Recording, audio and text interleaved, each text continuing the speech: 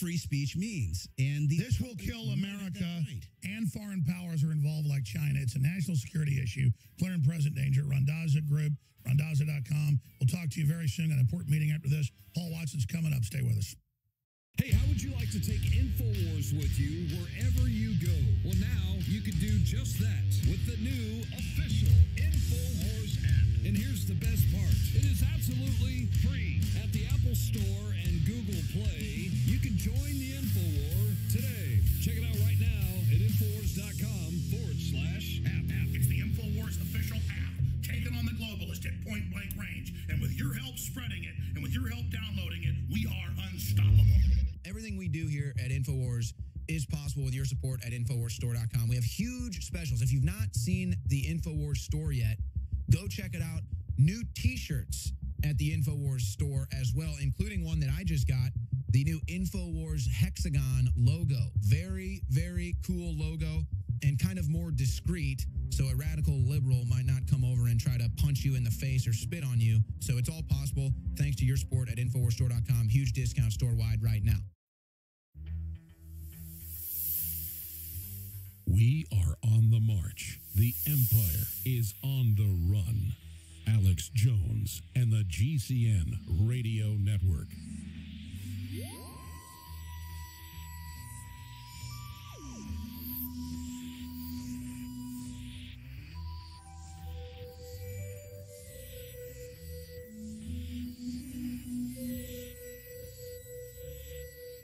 You know, Paul Watson is a cool character. He's not trying to act cool. He's just a restrained guy, smart guy. And I'm flamboyant because the truth is pretty explosive. But let me tell you something. I'm not as important as they're saying on the news. Every local TV station across the country is running packages saying Jones beat up a kid. He's being taken off the internet. They never say where I beat the kid up. That jump to say things like that are totally untrue. It's beyond saying Saddam's got nuclear weapons and he didn't. Or Colin Powell holding up the anthrax. So they're making their move. And all I can tell you is Infowars.com and Newswars.com and PrisonPlanet.com is just there promoting Americana and Renaissance and freedom. And when you go there, you'll see the Spanish police warn 50,000 invaders waiting in Morocco to take over. Soros is funding, of course, Cortez, the communist. I mean, it's all there. The free app, Infowars.com/app, the new official app that works so great, gives you push notifications when we're going live during special events and news feeds, Infowars.com/app. I know you've been in the fight forever, kind of like I have been, so you kind of just get used to the attacks, used to the censorship. If you get frosty and you really spread the word, people are ready to hear, hey, why don't you download the free InfoWars app? I'll send you a link to it, Infowars.com/app. Why don't you hear why? I say 10,000. That was like a week ago. It's got to be 20,000. I mean, because they took one fake article that was put in the Statesman, and I know they republished it in over 1,000 publications. Chicago Tribune, Honolulu Advertiser, Baltimore Sun. I mean, I can't even keep track anymore. And I'm not, I don't think of myself as myself because I am the most selfish, greedy person you've ever met. Seriously. I think I'm connected to all of you and my children. And I'm connected to the human experience. So I see myself as all of you and you as me. But then I'm an individual trying to manifest that, the opposite of their fake collectivism. So I don't care about my personal life or my treasure. I actually care about the big win against these people. And they don't know how to deal with that, you see. So they're really upset. So I'm going to hand this over to Paul Watson right now. So much is going on. This is ahead of 2018. This is only 2.5 months out. This is ahead of whatever they're going to pull. They want everybody silenced. They want the president to silence us. And they're making their move right now. Just briefly, if you want to support us and make sure we can defeat the globalist, InfoWarsStore.com, InfoWarsLife.com, 888-253-3139. I mean, we've got the best vitamin D3. We've got the best vitamin B12. We've got the best air purification systems that are $400 less and are just as good as leading competitors. You know, there's a model where you do fancy advertising and then you triple or quadruple charge somebody. I don't do that.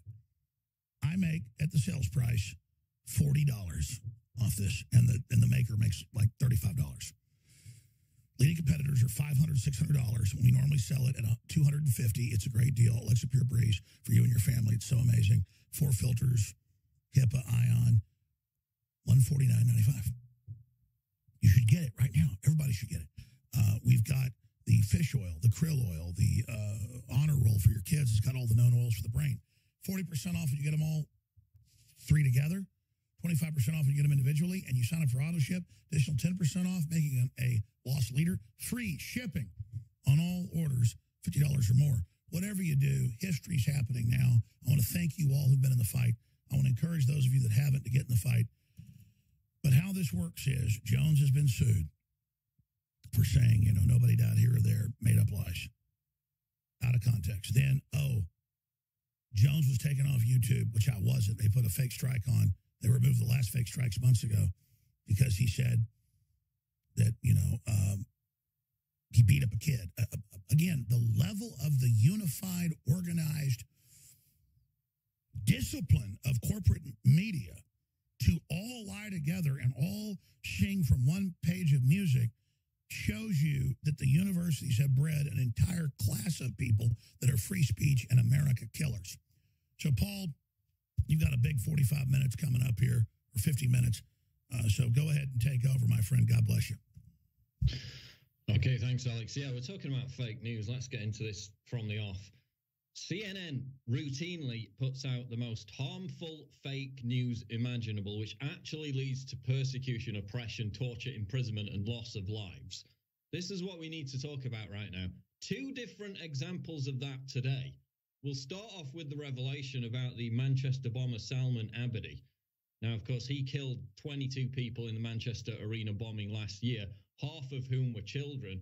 Now it emerges that the British Royal Navy rescued him from Libya in August 2014 after NATO had destabilized that country, brought him back to the UK. Just 3 years later, less than 3 years later, he committed that carnage. How does this relate to CNN? Well, it goes back to the fact that they push the most harmful, bloody, blood-curdling, end-of-life making fake news every single time. This happened that you can draw a direct line between him being rescued by the Royal Navy, having had NATO destabilize the country. Remember, Obama, Cameron, and Hillary Clinton went in to support Al-Qaeda, the LIFG, knowing that they were jihadists because they wanted to topple Gaddafi because he'd stopped playing ball. So that destabilization campaign led to the fall of Libya, led to the migrant crisis, led to the terror attacks in Europe, led to the explosion in violent crime and sexual assaults in Europe. And who, right at the very beginning, was pushing the propaganda to justify, to legitimize that NATO destabilization of Libya in 2011? It was CNN. This is a specific example. I'm not just talking about general propaganda about how it was, a humanitarian intervention, which was the narrative we heard over and over at the time from the entirety of the mainstream media. I'm talking about a specific example. CNN headline from 2011. This is March 21st, 2011. Why Libya 2011 is not Iraq 2003. Written by not just some commentator that CNN has given a platform, but by Peter Bergen, CNN's chief national security analyst. This is the top guy at CNN. And he said, basically, he made the argument. I'm not going to read the whole article. You can read it for yourself. His argument was that this was not like Iraq in 2003, that it wouldn't lead to a wider destabilization, that it wouldn't cause nearly as many problems. And you could argue that it caused even more problems than the invasion of Iraq in 2003, because while obviously that cost more lives, in the long run, Libya really created the migrant crisis, which could end up costing more lives in terms of both attacks, in terms of both migrants drowning in the sea, than people who died during the invasion of Iraq. Not only can you make that argument, you can make the argument that it led directly to the rise of ISIS, which it did in many cases. So this is CNN's top national security analyst in 2011, before the invasion of Libya, soft peddling it, justifying it, legitimizing it by lying and saying that it wouldn't be like Iraq in 2003, when InfoWars at the time was warning everyone that that's exactly what it would be like. Don't forget, we also opposed the intervention of Syria because we said we were supporting al-Qaeda jihadists, something that was borne out to be completely correct too. The guy who the Royal Navy rescued from Libya as a result of the NATO intervention, which came about as a result of CNN legitimizing, endorsing this invasion, he went on to attack the Manchester Arena, killing children, ripping them limb from limb, 22 dead. What was it? Over 130 wounded, life-changing injuries, traumatized for life. And again, you can draw it all back to the NATO-sponsored, CNN-endorsed destabilization of Libya. We supported al-Qaeda when they were literally putting black people in concentration camps in Libya. Gaddafi warned us about it. He said there would be 500,000 migrants heading to Europe. That's exactly what's happened. He was right. He was a brutal dictator, but he was right. We were right. CNN was wrong. Their harmful fake news led directly to that situation, and it needs to be called out right now. This is the Alex Jones Show, 4th hour, Infowars.com. What do you, President Trump, expect Kim Jong-un to do about the human rights record regarding the North Korean people? Right. It was discussed. It was discussed relatively briefly compared to denuclearization. Well, obviously, that's where we started and where we ended. But they will be doing things, and I think he wants to do things. I think he wants to. You'd be very surprised. Very smart, very good negotiator. Wants to do the right thing. Well, I appreciate Scott Adams coming on short notice, creator of Dilbert, you name it. Really, life coach is what he segued into, and very, very popular online doing that. And of course, he's been at the center of the whole Kanye West awakening process and made the point a few months ago that Kanye had blown a hole in reality. So I guess that reality could then start pouring in. Scott Adams, you're really good at putting your finger on the major pulse of the good things and the bad things. But if Kanye blew a hole in reality, which I agree, and now that breach has turned into a huge gaping maw, where are we historically right now? And thanks for joining us. Well, I call it the beginning of the golden age.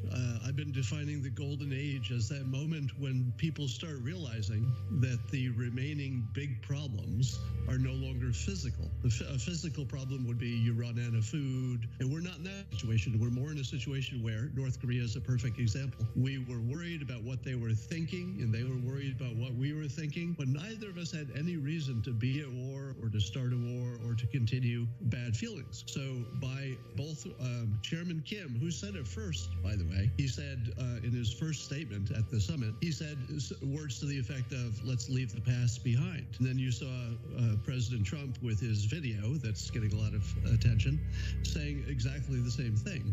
Because if you dwell in the past, you're stuck with you did this that one time, or some relative of yours did something one time, or our side did something that one time. You just can't move forward. And it seems to me that the biggest story here that isn't reported, because people don't like to frame anything positively for President Trump, when they say, hey, he walked away from that summit with nothing. And I say, it's easy to argue, well, he got a commitment to do this or a commitment to do that. But realistically, all of the commitments they made, the commitments we made, are easily reversible. So it's not really about that. What the president did is that they have redefined the situation from two mortal enemies, one who must win and the other one must lose, to two potential friends who have taken the first few steps that are not really representative of the whole journey, but they're on the right path to friendship, something where we win, they win, and frankly, they win a lot bigger than we win if this plays out right. So the whole reframing from enemies to probably friends who can help each other is what the president walked away with, and it's completely ignored. And when he we're essentially safer from nuclear war now, and his critics said, "What? That's crazy." And I say, who has a nuclear war with their ally? Who bombs somebody who has just offered to help rebuild your country? Who becomes an enemy with somebody who's got their hand out literally and figuratively? It's the sort of thing that just doesn't really happen. So he reframed the situation in a way that effectively made a nuclear war no longer have a purpose. Who bombs their friends? It just doesn't happen. And as long as we're on that path, even tentatively, and everybody would agree that much more would need to be done to make it real. But as long as you're on the path to mutual benefit, nobody fights. Nobody. It just doesn't happen. And that, I think, is the biggest unreported story.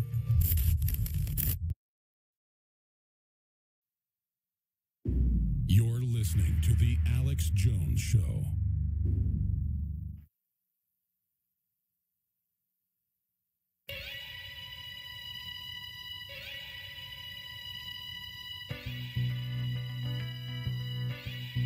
Live from the Infowars.com studios, you're listening to The Alex Jones Show. And now, your host, Paul Joseph Watson. We're back. It is the 4th hour live of the Alex Jones Show. I talk about the most harmful brand of fake news, which routinely comes from CNN. And I was just making the point before the break. The invasion of Libya, which led to the migrant crisis, which led to the mass sexual assaults, the explosion in violent crime, which led to the Manchester bombing that killed 22 people, half of them children. Who was pushing for that invasion? Who was endorsing that invasion? Who was legitimizing that invasion? Who was saying, oh, don't worry, it's not going to be anything like Iraq? Turns out it was completely the same as Iraq. It destabilized the entire region, led to hundreds of thousands, if not millions, of displaced people. And once again, we were supporting basically the extremist side in the conflict. Yes, Saddam Hussein was a dictator. Yes, Colonel Gaddafi was a dictator. But again, in the case of Libya, directly supporting groups which were directly affiliated, I'm talking about the Libyan Islamic Fighting Group, with Al-Qaeda, with Islamic jihadists. Who was soft-soaping it? Who was justifying it? It was CNN. It was their chief national security analyst, Peter Bergen, back in March 2011 saying, don't worry, everyone, it's going to be nothing like Iraq. Who was saying the opposite? Who was saying no? Yet another intervention in the Middle East or North Africa is going to be an absolute disaster. Gaddafi's warned us. In fact, let's throw up one of these headlines right now. ISIS threatens to send 500,000 migrants to Europe as a psychological weapon in chilling echo of Gaddafi's prophecy that the Mediterranean will become a sea of chaos. Now, he said this before the invasion. Let's look at another headline out of The Guardian. Gaddafi warned Blair his ousting would open door to jihadis. Transcript of 2011 call revealed Libyan dictator predicted extremists would use his departure to start war in Mediterranean.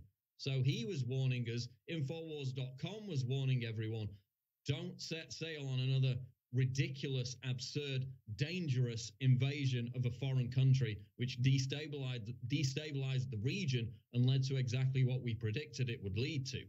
You know, we're not just talking about the attack on Manchester. There's also been numerous other attacks in Europe. The Paris massacre, they exploited the migrant wave, the refugee wave in that instance to fake their passports and get through border controls. So it all happened exactly as we said it would happen. CNN said, don't worry, everybody, it's going to be fine. Who was putting out the fake news then, CNN? Who puts out the most harmful fake news on a routine basis? Let's look at another example right now. This is up on Infowars.com. CNN slammed for championing hijab-wearing Barbie. Yes, the hijab-wearing Barbie is back again. Fake news network CNN promoted a piece championing toy maker Mattel's new hijab-wearing Barbie doll Monday. It did not go down well with Americans. The doll, which was first seen last year, is now in stores as part of Mattel's Shiro line of toys. Yeah, I'll tell you who the real Shiros are. The women who go to jail, the women who are tortured in prison in Iran, in Indonesia, in these other Muslim countries for removing the veil. They're the real Shiros, CNN. Yet CNN reveled in promoting the toy, calling it a broader effort by Mattel to diversify the Barbie line. And they also published a written article by Olympic fencer Ibhaj Mohammed, who is Linda Sarsour in a leotard, the Olympic athlete, in which she talked about how great the doll was, how great the hijab is, slammed the Trump administration. So CNN gave a platform to this individual to tell everyone how great the hijab is. Again, this is CNN pushing actual harmful fake news, which puts women at risk of torture and imprisonment. If they're creating a narrative that the hijab is a symbol of women's empowerment, which it isn't, That is fake news. That is putting people at actual risk. People in Iran, in fact, there was an article, Iranian anti-hijab female protester jailed for 2 years.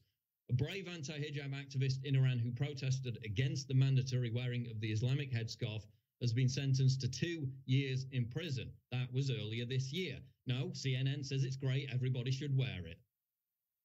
And again, I've done videos about this. The very first Arab feminist group from over 100 years ago, the Egyptian Feminist Union, this was an Arab feminist group in Egypt. They made removing the veil the symbol of their entire campaign. They wanted to get female university education. It was banned at the time. They were ultimately successful decades later, but at the very inception of their movement, they made removing the veil the symbol of women's empowerment. Wearing the veil is not a symbol of women's empowerment, CNN. This is actually harmful, this crap that you're putting out on a regular basis. Let's look at what a Muslim reformist said about this. Let's pull up this article. This is out of the New York Times. They actually gave someone a platform to make a common sense argument. Wearing the hijab in solidarity perpetuates oppression, by Azra Namani, a Muslim reformist. She said, quote, "The purity culture covers, segregates, subordinates, silences, jails and kills women and girls around the world." She gives several examples. In India, a father killed his daughter, 4 years old, smashing her head against the floor when her scarf slipped from her head during dinner. In Ontario, a few years ago, a man strangled his 16-year-old sister when she defied their father. In November, this is a couple of years ago now, a former University of Missouri instructor dragged a female relative, 14 years old, out of school by the hair when he discovered she hadn't covered her hair. So again, people in Iran are going to prison for this. Young girls as young as 4 years old are being killed for not wearing the hijab, for accidentally letting it slip from their head. Oh, but CNN says it's a symbol of women's empowerment. No, it isn't. That's fake news. Listen to actual Muslims risking their lives on the streets to protest against this. Watch videos of the Sharia police in Indonesia patrolling the streets, whipping women who don't have their headscarf just right. Okay, that's the reality of the hijab, CNN. Look at ISIS-controlled areas in Syria. As soon as the ISIS fighters, the jihadist militants, are kicked out of the area, they film the women. What do the women do? Remove their hijabs, burn them, scream and holler in celebration. Okay, this is all in the videos I made about the hijab. Go on my YouTube channel, search hijab. It's there. You can watch it all for yourselves. So this isn't that it's a symbol of women's empowerment, giving people platforms to promote it as normal and something to be encouraged. That is fake news. That is harmful. You're disgracing the brave actions of all these women throughout Iran, throughout these other countries, risking their freedom, their livelihood, in many cases their lives, to stand up and say, no, this isn't women's empowerment. This is a tool of oppression. We're real feminists. We're standing against it in the face of CNN's fake news. The President of the United States is racist. He's a punk. He's a dog. He's a pig. And he can suck my He's a con, a bullshit artist, a mutt. Kiss my mother as you bitch punk sucker. The President of the United States is a weak man. He's not fit to be president. In my book, his lack of empathy, his lack of leadership, his lack of courage, he's unfit to be human. He is clearly trying to ignite a civil war in this country. This is CNN.